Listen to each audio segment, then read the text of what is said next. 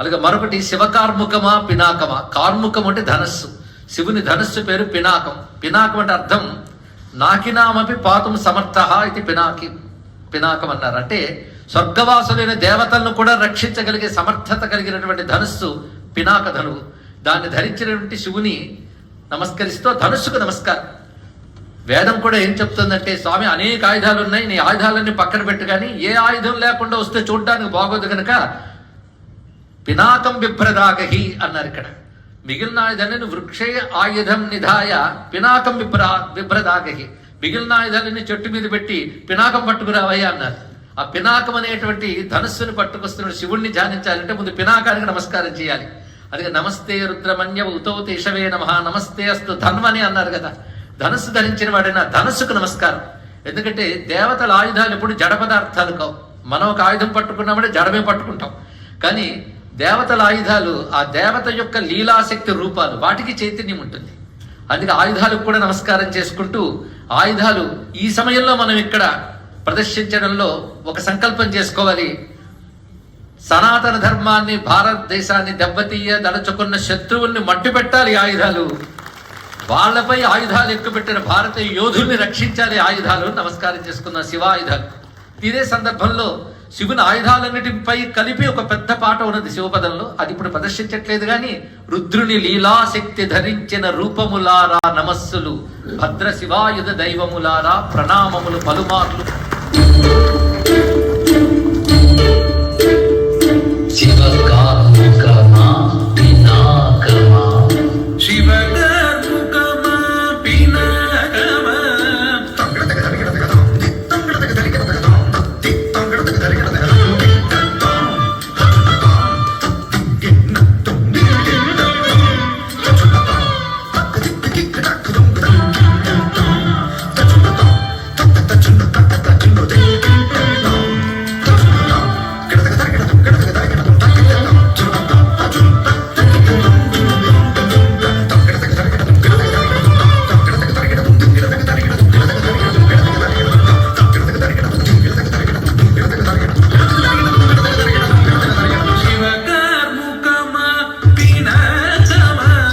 చెలువపు మృక్కులి